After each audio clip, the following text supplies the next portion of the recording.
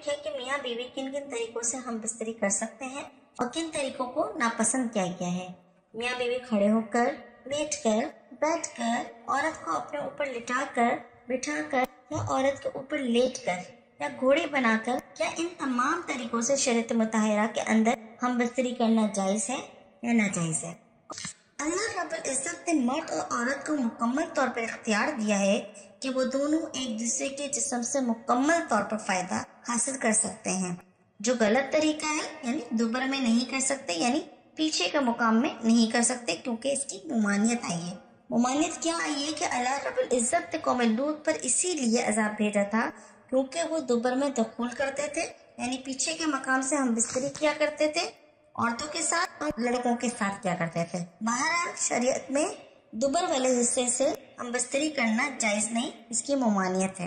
अगर मर्द अपनी बीवी को यानी घोड़ी बना लेता है जैसा कि होता है और वो इस तरीके से पीछे से आगे की तरफ करता है तो जायज है। यानी कि आप आसान से अल्फाज में ये बात समझ लीजिए कि महल अगला हिस्सा है, दरवाजा अगला है, रास्ता कोई भी हो, महल आपका वही है, यानी अगली पेशाब वाली जगह जहाँ से बच्चा पैदा होता है, महल वही है। अब आप चाहे उसको लिटा लिटा कर करें या सीधा लिटा कर करें, इसमें कोई कबाहत नहीं, यानी आपको मकाम अपना नहीं तब्दील करना।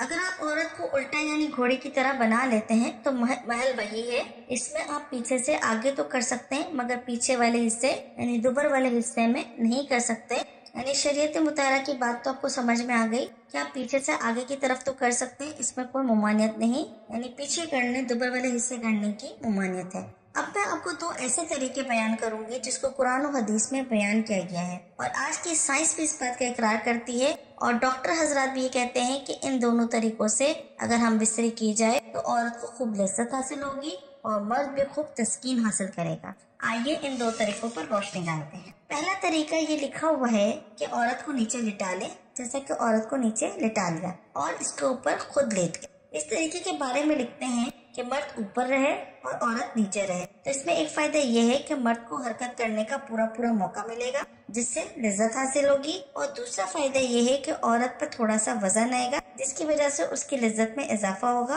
और वो जल्द फारिग हो जाएगी। यानी इस तरीके से औरत के जल्द फारिग होने का इम्कान है। ये तरीका कि औरत नीचे रहे और मर्द ऊपर रहे, क्योंकि औरत भी यही चाहती है। औरत बेचारी को कभी कैसे करना है, ऐसे करना है, वैसे करना है, वो कर तो लेती है आपकी खुशी की खातिर, आपकी बात मान तो लेती है, लेकिन इस तरीके में वो परेशान हो जाती है।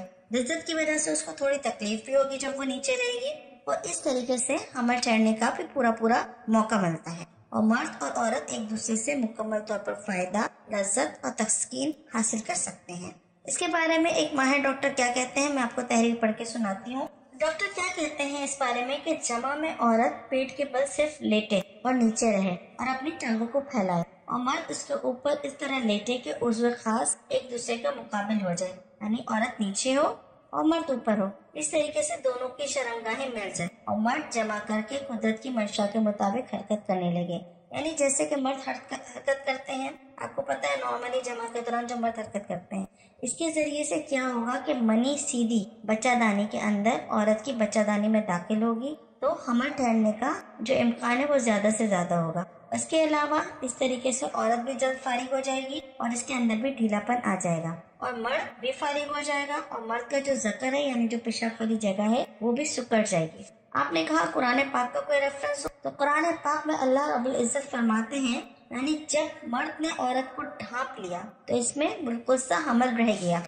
वजाहत करती चलूं कि औरत कब ढकती है, जब मर्द इसके पूरे ऊपर आ जाता है और औरत नीचे होती है, मर्द ऊपर होता है तो वो उसको कवर कर लेता है और इस तरह का जमा में हमल ठहरने का इम्कान ज्यादा से ज्यादा है, जिसका कि कुरान पाक की आयत में इशारा मिलता है जैसा अल्लाह रब्बुल इज्जत ने कुरान पाक में फरमाया है। दूसरा तरीका ये है जो हम बिस्तरी करने का है जिसमें औरत को बहुत ज्यादा लज्जत हासिल होती है। इसके बारे में हदीस मुबारका में है, यानी मर्द जब फर्श के चारों जानिब बैठ जाए और दोनों रानों के दरमियान, और फर्श किसे कहते हैं, अरबी जबान में फर्श औरत की शर्मगाह को कहते हैं। ये उस वक्त होता है जब औरत अपनी दोनों लातों को, टांगों को खोल ले और दोनों दानों के दरमियान मर्द बैठ जाए और बैठकर इसकी टांगों को ऊपर उठा ले और अपने कंधों पर रख दे और फिर मर्द जो है इस तरीके से हम बिस्तरी करें। यानी मर्द जब फर्श के चारों जानिब बैठ जाए फिर تو عورत کو بھی تھوڑی سی مشقت ہوگی۔